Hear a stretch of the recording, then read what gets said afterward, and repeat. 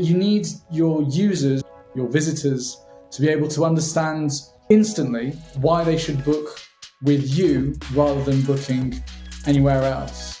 Any technical aspects that don't fully function on your website will result in you instantly losing trust. There's only one brand, and it's Airbnb. Until anyone does it better than them, we've kind of got to deal with it. But I really would like us to kind of put up a bigger fight. Why are most direct booking websites useless? How can you turn lookers into bookers? And what does it take to build a trusted and recognizable brand that drives repeat bookings and customer loyalty?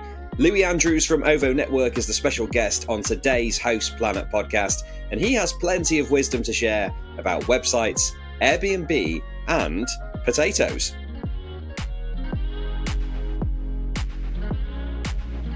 Louis, thank you for joining us on the Host Planet podcast. Why are most direct booking websites useless? Wow. Hi, James.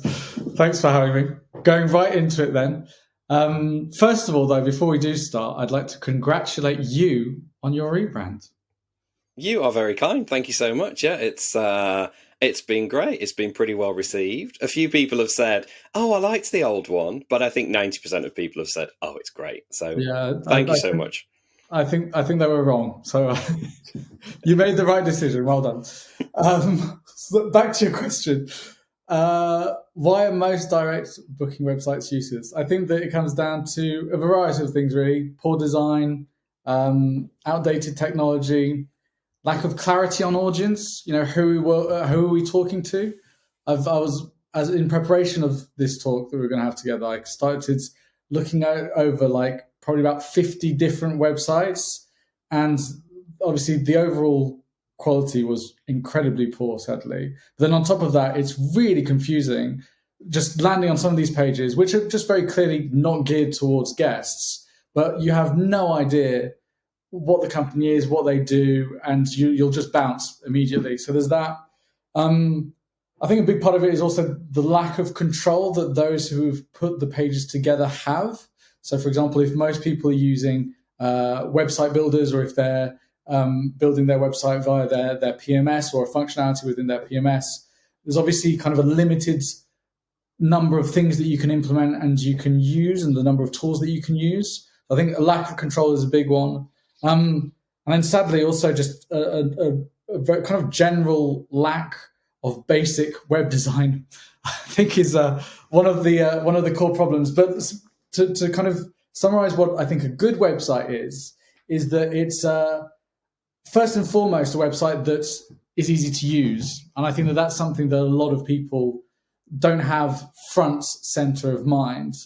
The second thing is that it needs to look good. And again, I've got so many examples, but so many just don't look the part. And I think one really important thing with regards to bookings, because obviously we're talking about conversion as part of the direct booking process, is that you need your users, your visitors, to be able to understand why they should book with you rather than booking anywhere else. And then obviously just kind of slightly pushing that a bit further, you then need to make sure that there's this kind of seamless flow from end to end, arrival on the page all the way to booking, which means that there's no hurdles. Because the exercise that I was doing in preparation of this talk with you was looking at websites, but primarily I was looking at home pages. And then I made the mistake of starting to actually do searches, and boy, oh boy, are the search pages even worse than the homepage. So to kind of summarize that, the homepage for me should have the three main search criteria as part of your search bar. You can tell me what the three main search criteria are. Well, your properties, the dates, number of guests. Yeah, so it's usually destination, dates, capacity. They're the three key ones. You know, you're looking at Verbo, you're looking at Airbnb, you're looking at Booking. They're the ones that everyone has. We, interestingly, at OVO Network only have 2 out of the 3, because we don't have destination, but we'll get into that a bit later. But so many people literally, first of all, have their main CTA, their main call to action, below what we call the fold, which means that you have to scroll down to find it. So that's not something that I would advise you to do, including Sykes, by the way, which I found astonishing, is that Sykes have got their booking window, but the return button is below the fold. Mind blowing. So you need that. So you need the three key search criteria. And then again, you need this kind of like strapline of like why you should actually book with the company that you're wanting to book with. So that's kind of where we are right now. And to be honest, I could literally spend an hour with you looking through and sharing my screen and looking at loads of different websites, because it's such a good exercise to do. And I don't think enough people do it, of like just looking at what competitors do and things like that. But it's really, really, really interesting. I think we might do that one day. Okay, real talk now for all you hosts out there. You know that moment when your guest messages you again with, hey, what's the Wi-Fi code? Or you're staring at 5 different calendars, wondering if you've accidentally double booked the cottage. Yes, we've all been there. That's why here at Host Planner, we recommend Hostfully. It's basically your rentals control center. It handles bookings across all the big platforms, syncs your calendars to ensure there are no double bookings, automates guest messages, and even creates these really slick digital guidebooks that stop all the repeat questions. Honestly, it just makes your life easier and keeps your guests happier, helping you achieve those all-important 5-star reviews. And here is a little bonus. If you're a Host Planet listener, you can get $500 off onboarding for Hostfully's property management software and 30% off digital guidebooks for life. Just hit the link in the show notes and use the codes PLANET500 for the PMS and HostPlanetGB for the guidebooks. And if you'd like a proper walkthrough, there's also a link to book a demo with Frank Bosey from Hostfully. He will show you how it all works. Less stress, more bookings, sorted with Hostfully. Let's break it down. If a property manager comes to you and says, I've got, I don't know how many properties, let's say 10, 20. They're sick of paying the OTA fees. They want to really double down on direct bookings. They want to build a really good direct booking website that converts. Where should they start? What should the process be? What would your best advice be to them? Yeah, I mean, the classic start with why. But I think fundamentally you've got to, first and foremost, go back to the original question, which is, why should I book with these guys other than somebody else? Bearing in mind that a key feature in all of this is the trust factor.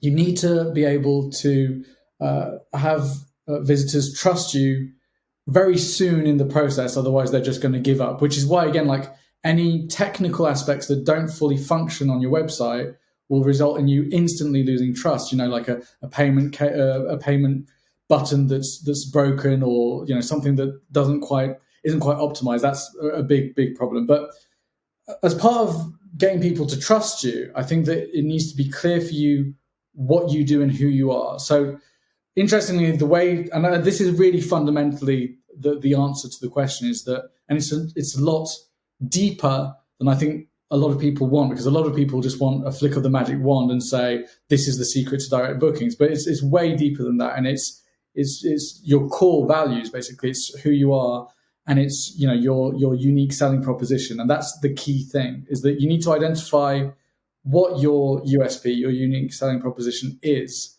In that, what you need to avoid is having a losing USP where you've got your competitor who's better suited to cater and to satisfy your target customers. You've got a risky USP, which is that you don't actually offer anything different from your competitors. So you're totally aligned, you're doing the same thing, which is kind of where lots of people fall. Everyone ends up doing the same as everyone else. So why would anyone choose them over anyone else? Bearing in mind that everyone else includes the OTA platforms, and most people know of and trust, therefore, the OTA platforms, so are much more likely to book with the trusted OTA platforms. You've then got the uninteresting USP, which is basically you've developed an offering and you've developed a niche, but it doesn't actually interest anyone. So, a platform where you can book exclusively pink homes with foot massages. it's great, it's unique, but how many people are you actually going to be able to convert and be interested in that? Although this probably is a weird niche that we might not get into just now. So therefore, what you need is you need a winning USP. So a winning USP is literally that you've defined a very unique, perfectly suited, targeted audience, and you cater to that audience better than competitors. So very briefly looking at OVO Network, OVO Network, we've got 200 properties, and what we specialize in, our niche, is what we call unique chalets in authentic destinations. So there's a lot kind of to unpack within that. Unique usually means special, high end. It's usually got, our properties have usually got extra features like a swimming pool, a jacuzzi, a sauna, things like that. They've got a wow factor that makes them unique. Chalets very much describes the type of property. I mean, you know all about that with holiday cottages, which is, again, a very kind of tighter niche. But for us, it's important to have that tight niche because it clearly defines what we do. So chalets, and then authentic destinations means, we're obviously not an urban destination, and authentic is kind of like, it's not your high altitude ski resorts, which we're not necessarily specialized in. It's more of the remote village type ski resorts that aren't solely dependent on skiing. And so if you'll indulge me in giving you a few stats, I've got some. Just so that we really understand where I'm coming from, because I think that obviously there's a lot of talking heads in our industry, and obviously that's why we're all invited to podcasts all the time. But where I'm obviously coming from is a slightly different perspective than quite a lot of people, because we've actually kind of been there and done this from a very much a property management perspective, rather than being from a technology provider's perspective. So OVO Network generated 15 million euros in GBV last year. I think that's where a good place to start. Again, 200 properties. We welcomed 30,000 guests into our properties last year. So our direct booking value percentage was at 75%. So we get a huge majority of our bookings through our direct booking platform, bearing in mind that the averages are 3% in urban areas and 30% in leisure areas. We've got an annual occupancy rate of 53%, which again is really strong considering that most people think of us as a winter destination, for a couple of weeks in winter. Average booking value is 4,000 euros. And then where we get to the nitty gritty of like how we then support all of that is that we have over 40,000 visitors to our website every month, which is huge in volume. And we achieve that throughout loads of different strategies that we may get into a bit later. But we have over 1,000 blog articles and over 1,500 landing pages, which results in us being, in the top 3 ranking in organic searches for all our key terms: chalet with jacuzzi, chalet with swimming pool, chalet with sauna. And we do that a lot by working and investing massively on SEO, search engine optimization, SEA, advertising, UX and UI. And UX and UI are also key, and we've obviously just talked about this before, but I guarantee that you'll be able to ask a lot of property managers and they won't even know what UX and UI is. So it's user experience and user interface, and again, it's about the ease of use. So the key to all this is innovation to me. You've got to kind of be able to be creative, you've got to be innovative. We've got a huge amount of luck in that we've developed our own bespoke PMS and we develop our own website internally. So again, we've got that full control over what buttons to use and what flow and what funnel we want to use within kind of the whole process of attracting a guest to having the guest stay, do a search, choose properties that they want to book, and then book them. So we've got that full kind of visibility on that. And we've got obviously the full statistics on that of what's the drop off per page, what buttons are people clicking on, what's the time that they're spending on each page. We've got so much data because we own that data, which is the whole key of all of this. And again, the innovation allows us as well to, exploit new features that most people don't have. So a quick example is that we have 24-hour holds on our website. So what that means is that any guest can hold up to 3 properties for 24 hours without exchanging any money, which means that they've got an intent to book. They've not exchanged any money, but they're then in the mail cycle, the email cycle, and we'll start retargeting them and things like that. That's only possible due to functionality that we've developed internally rather than using somebody else's tool. And I think that's, well, I'll stop for this question, but fundamentally, to kind of summarize this point, is that OVO Network operates in a very, very different way to most property managers. And what I mean by that, and why it's important relating to direct bookings, is that our staff, our employees, there's not a single one of them that's a cleaner, a maintenance guy, a chalet manager, a city manager, somebody that does the check-in, check-outs. Our employees are software developers, consultants who consult owners on how to optimize their performance. There's a marketing team, there's a distribution team, there's a revenue management team, and there's a finance team. And again, talking to so many operators, when you ask them what their biggest concerns or challenges are, they'll say, it's my PMS or it's my cleaners. Well, we have our own PMS and we don't do any of the cleaning ourselves, which allows us to focus on what makes the direct booking strategy at OVO Network so strong. In terms of developing your first direct booking website, where should you go? Where should you start? Can you start with a PMS? Can you do something yourself? Or do you need to go to a specialist? That's a fantastic question, because I think that it's really easy for me to be able to say you need to do it all yourself, when I come again from a place of luxury, in that OVO Network was founded in 2008, which is the same year as Airbnb. So therefore, we didn't really have a choice. We had to build our own direct booking website. And the founders and the first people that were employed at OVO Network all had a tech background.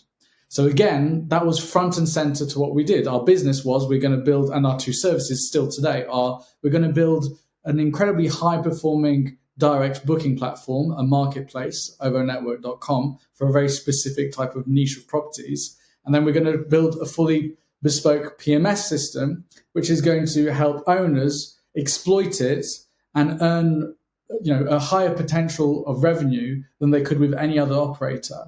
However, and I think this is kind of the core root of a lot of the problems, and we'll speak about Airbnb a bit later, but there's an ease of use, not from the guest, but from the property manager, in terms of the accessibility of creating your listings on Airbnb, using a channel manager to distribute, creating your whole system within somebody else's PMS, et cetera, which means that I think that the question that you've asked it can only be answered on a case by case, but the reality is that it's going to cost you a whole lot more money to create everything yourself from the ground up instantly, rather than using fairly good third-party software systems to support you. But I think that therefore what the healthy action to do is to kind of make sure that in your calendar, whether that be twice a year or once a year, you're checking up on how you're doing and then where to reinvest your profit. And I'd argue that reinvesting and expanding and just growing your cleaning team is at some point not going to be the best option. Not that you shouldn't do that, just that at some point you should probably try and look at re-seizing some of that control and starting to build some of your stuff in-house. And that means investing in a developer team and things like that. And the PMSs will tell you that that's impossible because they've got a team of 100 developers working 9 to 5, 7 days a week or whatever, and therefore you can't do it yourself. I'm sorry, but they are wrong. I have 2 full-time developers, and I've shown multiple people our PMS. I'm not saying that it's better than theirs, but it's up there, and we've done it through hard work and, again, innovation. And yes, it's a budget for sure, but I feel like the control that you get from doing that is worth every penny you put into it. So again, it's a case by case. I'll happily talk more about it, but that's kind of the positioning. So in summary, again, to answer your question, probably no, don't start from the ground up, literally with nothing at all as you start. but make sure that you're kind of in a very healthy way checking in with yourself to make sure that as you grow, you're not becoming too overly dependent on third parties. What have been the most effective innovations or the most effective parts of your website which have turned lookers into bookers? Lookers into bookers. There's a lot, and interestingly, like I'm having this little conversation with you, and kind of feeling quite passionate about it all. But the reality is, like, for example, we're reviewing our whole UX UI design of the website across every single page almost as we speak. And I feel like our website's already pretty good. It's one of the best. I'm not going to say it is the best because I don't think it is, but it's already really good. But already we're trying to kind of reinvent ourselves. So there's always room for improvement. Again, we kind of talked about functionality and making sure that the tech aspects work. I mean, the basic stuff like above the fold and below the fold, like, is so basic. But yet, again, going through my analysis, so many companies fail there. There's elements of it as well which go back to two main principles, I think, which are the difference in between brand and branding. It's really important to have a strong brand, but also strong branding. And I think that often when we speak about having a strong brand, people think that we're meaning branding. So just to differentiate in my own words what the two are, strong branding means that your logo's good, that your colors are good, that the way that you communicate about things is consistent and is good. It looks pretty and things like that. And interestingly, a lot of like companies that I know and respect within the industry, I was again on their direct booking websites and I was like, their branding isn't that good. Their brand is good. So like their values, who they are, fundamentally what they represent, their type of property, all these things are fantastic. Yet their logo looks like it was made in 1997. That's a real issue, especially in our day and age where people are so used to interacting with brands that are strongly built and consistent and have great branding and a great brand. Look at I don't know if you saw the most recent like Google update, where like even Google that don't need to update their branding have just updated their logo. So there's like people are changing all this stuff all the time. And therefore, I think that's really, really key. I mean, for us, for example, we have a brand book, which is 92 pages long. And that's because we've made sure that it's super duper key. So fundamentally, you've got to identify that. And that's how you're going to make sure that the booker will become booked. But then again, it goes back to, and I'm sorry to make this kind of maybe more philosophical than an A to Z guide on how to get direct bookings, which I can produce. It's just I won't be able to kind of scope it out in enough detail in the time that's kind of allocated to this chat. But there's basic marketing principles around that they call it the 4 Ps of marketing. So product, price, place, promotion. Product, what's your type of property? Price, what price range is that property? Place, so this would usually be geography. Where are they? Where are the properties? And then promotion, how do you market around those things? Now, those 4 things are really easy questions that I'd encourage all your listeners to do, because where you're going to start to lose out on direct bookings is if there's no correlation or alignment within these 4 things. So if you've got tiny urban apartments and lakeside villas and then a mountain property, that's obviously totally diluting your offering. If the price goes from 70 euros a night to 500 euros a night, again, diluting. If geographically, I was with one of our peers on Saturday, and he gets almost no direct bookings at all. And I looked at his website; it was broken, and then his properties are in the south of France and in Mexico. It's like, well, yeah, of course you're not getting any direct bookings. So there's that, and then it's all about how you promote it as well. Makes a lot of sense. You've talked about trust quite a lot. So how have you gone about building a trusted and recognizable brand, what would be your top tips to other people who want to emulate what you've done at OVO Network? Yeah, and I think that makes me think of another point that's quite interesting, actually. And I think that a lot of the times when we're at conferences or when we're listening to podcasts and things like this, there seems to be this narrative which confuses direct bookings with repeat bookings. I'm just rebounding off of that because I think that a lot of people, when they talk about building trust, I think that people think that it's about building trust with existing customers, which is fantastic. And to be honest, a lot of companies do way better at building trust than we do, because I know that some people have huge amounts of direct bookings and they achieve this by first getting those bookings via the OTA and then providing such a good level of service. I can't remember who it was at conferences was saying how one of their tips, it was slightly laughable, but one of their tips to get direct bookings was to have comfortable mattresses, because that meant that people would book again with you because your mattress is comfortable. So some people are really good at building trust through quality of service, and then that means that it generates repeat bookings, okay? But what I would like to push back on is that, at least at the level that I'm speaking of, I very much differentiate repeat and direct. One thing that is another slight trap, or is worth pointing out as a nuance here with regards to direct bookings versus OTA bookings, is that I repeatedly hear as an argument, as a de facto argument, the point that most operators or most guests, even by booking directly with the operator, can save themselves between 15 and 17% because it's without the OTA commission. Correct? That's what we hear. Okay, so how many operators do you think don't charge a distribution fee on their own booking platform?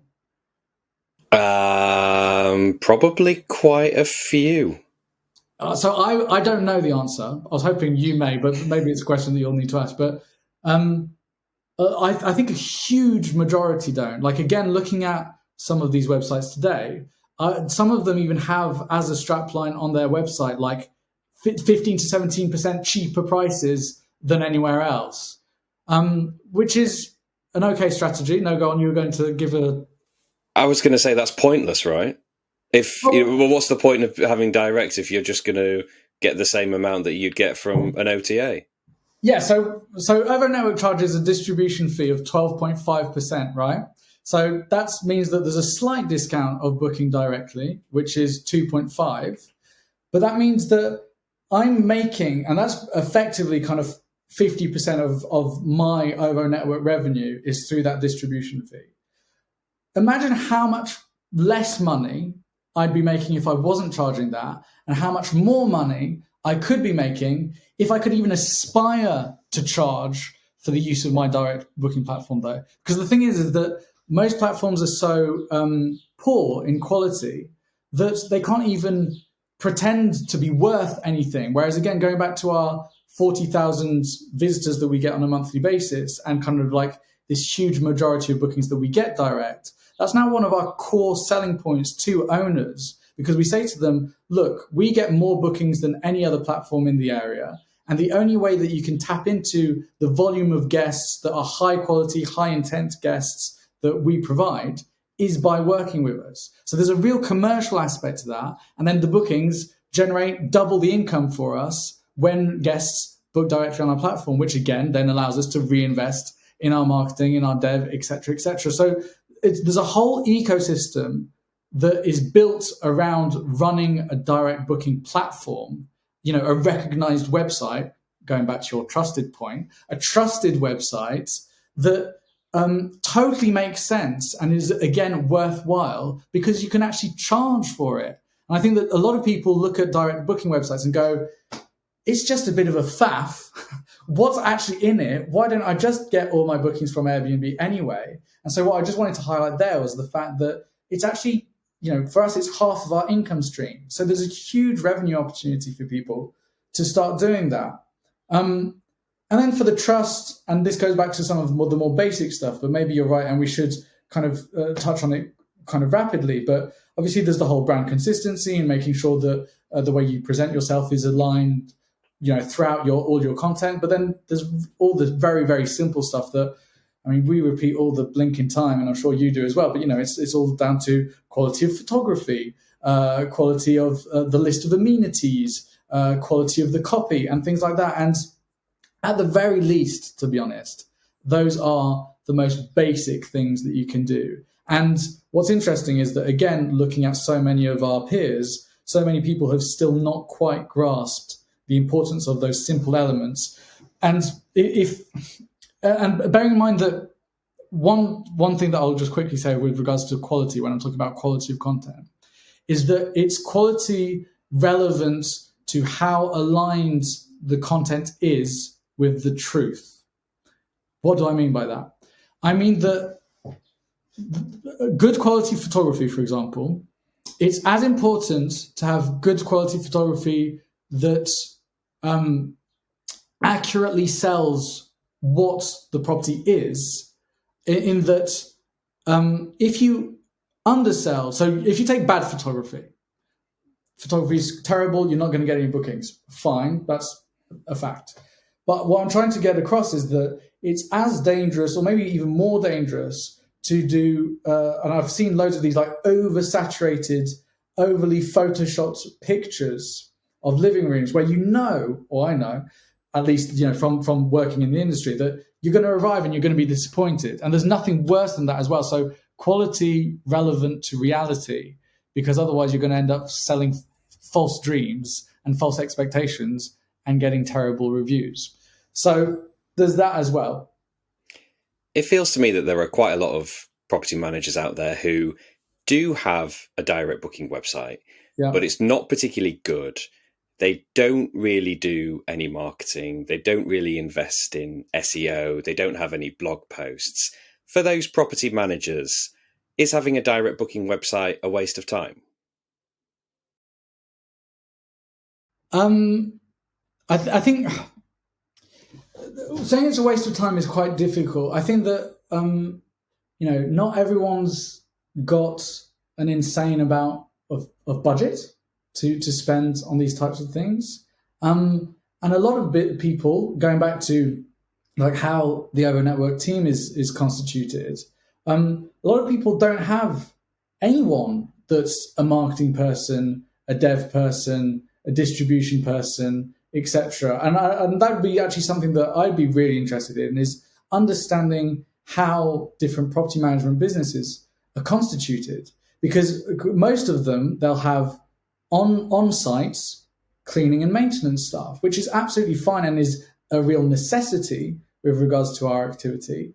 But it's not to me, it goes back to what I was saying about Airbnb, is that it's easily accessible. Okay, finding somebody that's like, cleaning is a really tough job to do, but it's something that's quite easily accessible, in that you can apply to be a cleaner, and you can either be a really good cleaner or you can be a really bad cleaner. However, you'll end up likely managing to find a way of running a business and running your cleaning business and kind of growing your skills within that realm. Whereas I'm talking about something that's slightly different here, in that the expertise and the marketing expertise and the software engineering expertise of some of my staff, like, I would never be able to reach that level whatsoever. They're way better than me at that. And I think that, therefore, the problem, going back to your point, is that a lot of people are too busy doing, like, running the property management, so like the physical day in, day out stuff.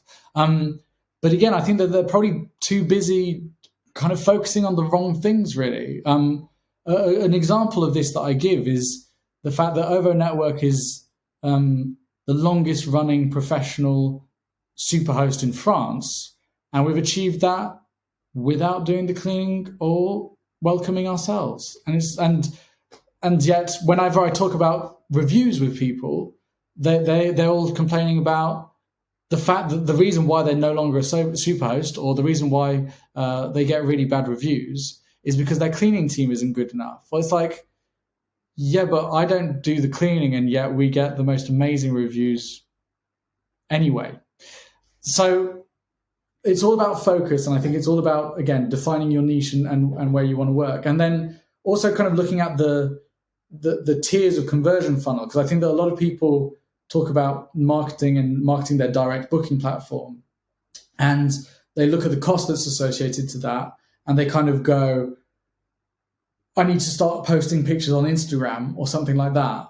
Whereas actually there's so much information out there, but there's also so many really well qualified people that can help, like really identify, like the different stages of the funnel. You've got awareness, you've got consideration, you've got conversion, and like defining your strategy with regards to all that and really thinking about it. I mean, the number of workshops that we've had and done around like who we are, why we do what we do, how to present it.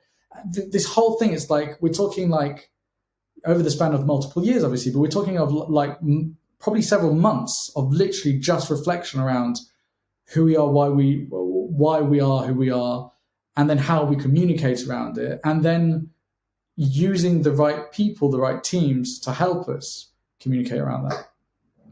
In terms of marketing, this is one thing we've spoken to Dale Smith from Host and Stay a few times about on our podcasts. And he said he's always amazed by the amount of property management companies who rely on word of mouth to grow their business and don't really invest anything in marketing. What would your message be to property management companies who really just don't spend any money on marketing their business? Yeah, I mean, to be fair to people that aren't Dale, not everyone's got the budget to sponsor Derby Football Club. So there's a bit of nuance there. I think, but I mean, word of mouth is an interesting one, but I feel personally, and my guess is that I don't know how much of this comment from Dale was. Do you know how much of it was around guests or owners? Because to me, that's very much an owner comment. So like word of mouth is fantastic with owners. That's the best way that you can generate owner leads. It's through word of mouth, referrals. All our owners, or a huge majority of our owners, are owners that are friends with existing owners that are friends with existing chalet managers, owners that are friends with people that work at OVO Network, or owners that have become owners after being OVO Network guests. I think his point was the fact that he'd see property management businesses who had, say, 100 rentals, who did no marketing, and he reckoned if they'd done more marketing to appeal to more owners, to increase their brand awareness, they'd have had 200 properties on their books by now. I think... yeah, but that's the main differentiation between, and which is never made, by the way. So what I'm about to describe is something that we never do, at least enough or at all, in my opinion, is differentiating between amateurs and professionals. That's not to discriminate against either group. There is just to say that on one end you have people that are trying to build up a business and build up a brand. And for me, part of that is receiving direct bookings, mainly because I identify much more with the school of thought that aims for quality over quantity, whereas I know a lot of people, quality is less important for them, and that's fine because they're generating a ton of revenue. So good for them. But they're obviously more taking the quantitative approach. So they'll be talking about units and the number of units that they've got and et cetera, which is fine. But it means that then they've not got quite the same allure as others have, really. So moving on slightly then, in the news recently, we've had Airbnb. It's evolved yet again. They're doubling down on experiences and services. What do you make of it? Well, my first thought is it legal?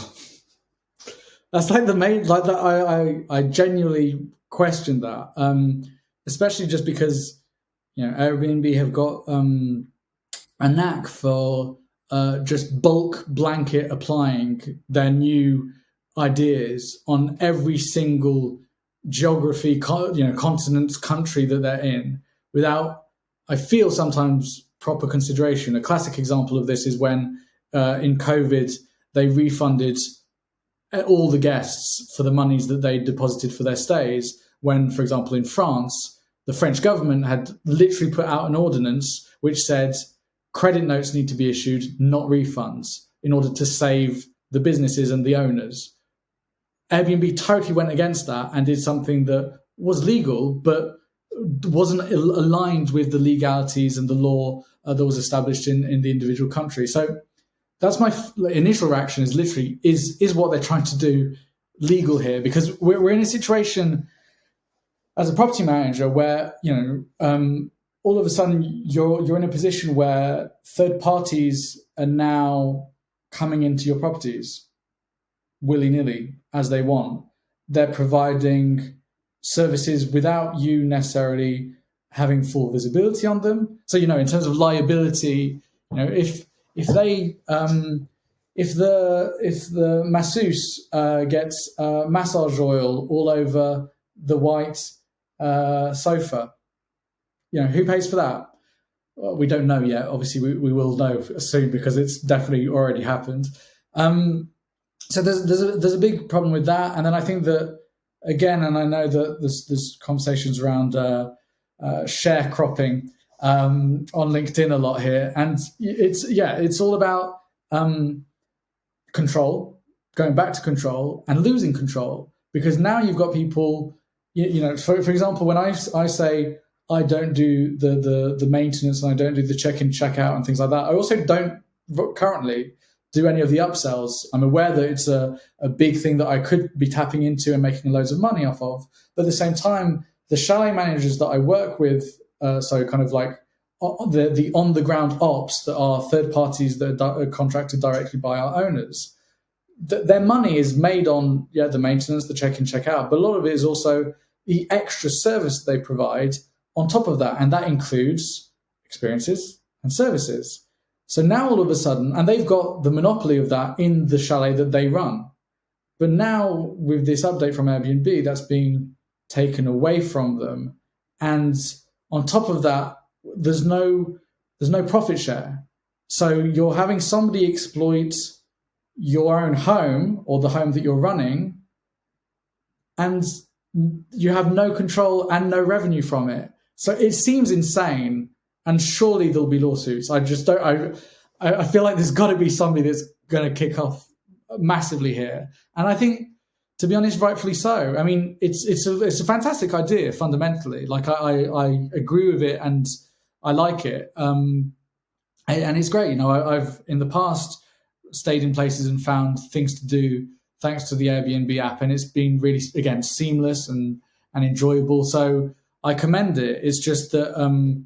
Especially for us professionals, it's yet again something that Airbnb are now going to be doing better than we do ourselves. All right then, Louis, we've got a few questions to finish. We have asked you these before, but we're going to update them for 2025. Favorite brand in the STR space, apart from the wonderful OVO Network, of course? Well, you're not going to like what I'm going to say, but there's only one brand, and it's Airbnb. And I know that that's extremely kind of controversial.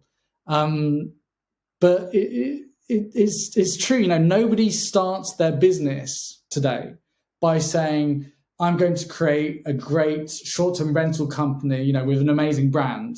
Everyone basically looks at their neighbor's empty house and knocks on the door and says, you're right, mate, do you want me to start letting it on Airbnb for you? That's how most origins start. And Airbnb are gargantuan. They're so fundamentally good and great at what they do. I think back to it's interesting, a Victoria Beckham quote, and she said with regards to her fame, she said she wanted to be more famous than Persil Automatic, which is the laundry detergent in the UK. And what she meant by that, obviously she's taken a kind of a very niche British brand in my mind, but what she meant by that is that the benchmark is not as famous as a person, but as commonly known as like everyone's got it in their cupboard. So, Airbnb are getting into the stratosphere of your Velcros, your Veluxes, your jacuzzis, your Hoovers, your Kleenexes, your elevators, your ski jets, your rollerblades, and all your Frisbees. They've become synonymous. They are the brand, the thing that's synonymous with what we do. And so I'm kind of purposefully being slightly controversial here, because I legitimately do not think that a single brand comes close, especially if we're talking about property managers, because obviously it's really important for me that property managers, I feel like that they're massively underrepresented within the industry. Like, so how many, you probably don't know off the top of your head, but like, and you probably go out of your way maybe to accommodate these people, but most podcasts that I listen to and most people that I see talking on LinkedIn, they're SaaS businesses. They're not property managers. They're software. So therefore, it's like, where are the property managers? And even I, who am a property manager, have developed my own software. So it's kind of like I've got both hats. But like, where are the property managers? There you go. Where are the property managers? And where are the property managers with strong brands? And I challenge you to actually list me some really good ones that A to Z are spotless, because I don't know enough, and I'd love to know more. I really would. Yeah, it's a really good question, and the way Airbnb is dominating this industry is quite remarkable. As somebody with a comms and marketing background, you can only kind of sit back and applaud at everything that they've developed. I often say to people, would we be having this conversation? Would my business exist without Airbnb? Probably. But the answer is no, James. And I think that's the fundamentally. I know that there's this constant love-hate relationship to Airbnb, and sometimes it's hard to defend them when they launch the experiences side of things without proper communication with us as professionals and things like that. But Airbnb are fundamentally so much better at what they do than every other business out there. And kudos to Chesky and their whole team and everyone that works there. And I'm not just saying that because I also went to art school before joining the short-term rental industry. It's like the innovation and the powerhouse that they provide in terms of creativity is off the charts, and everyone else is basically an Airbnb manager rather than being a property manager. So, until anyone does it better than them, we've kind of got to deal with it. But I really would like us to kind of put up a bigger fight. Yeah, in a way. I mean, we're all Airbnb businesses in a way. Exactly. We are, aren't we? Okay, then. An individual in the STR space you'd like to give a shout out to, and why? Yeah. Humphrey Bowles is the person that came to mind this time around. I think it's really, obviously you and I were at the Knowsley Hall CEO retreats this year. We're at Middleton Castle, or I was at Middleton Castle last year. Both experiences have been incredible for me, and Humphrey's had been through kind of a difficult and tough year. They've evolved a lot. He's changed his LinkedIn profile picture and has stopped wearing his pink Super Hog shorts. So there's a lot of changes going on in his world. But I think his vision of what this industry needs, and also his capacity at eloquently putting those ideas forwards, is something that I really respect and really admire. And then the other thing that I was going to say, just as kind of I was reflecting on this, is that I do feel, I feel like it's actually quite it's kind of embarrassing, but like I do feel sometimes like slightly lonely almost within the sector, just because I do feel slightly frustrated around a lack of entrepreneurship and passion and creativity and energy and care, fundamentally care about what you do, which is why like even, Siddy that we were with at the retreat as well was fantastic, because that's just a ball of energy and just somebody that's incredibly intelligent and smart and driven and passionate and cares and is an entrepreneur. So I'd love for there to be more people like those two people, because they're inspiring. Your number one lesson learned from your time running OVO Network? Mainly a sense of gratitude. I know that I'm insanely lucky to be surrounded by the team that we've got.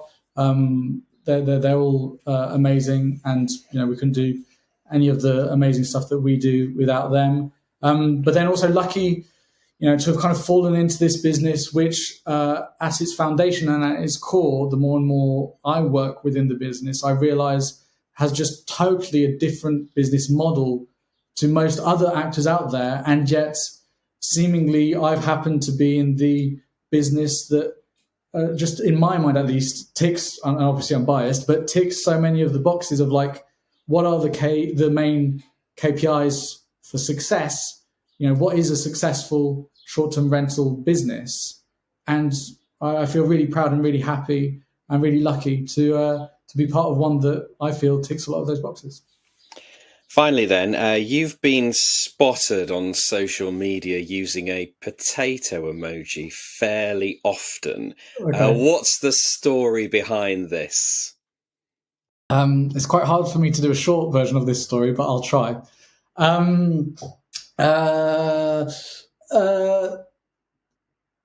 We were at an industry event last year called Scale Barcelona with the team. We were told that we needed to go and sit at the Wheelhouse booth to meet Oliver from Wheelhouse.